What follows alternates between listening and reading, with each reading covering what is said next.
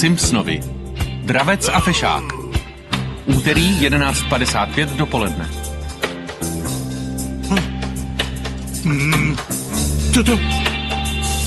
Cože? Aha! Vždy si v práci pohověd, to je fígl můj. Chodím tam až na oběd, příbor ten mám svůj. Kamerám se vyhnu kolem záchodů. Včera jsem si přihnul, jen Bůh ví, kdy přišel já domů. Plat si prej, já lempl nezasloužím na plakát. Se ale dostat toužím, chci tam bejt.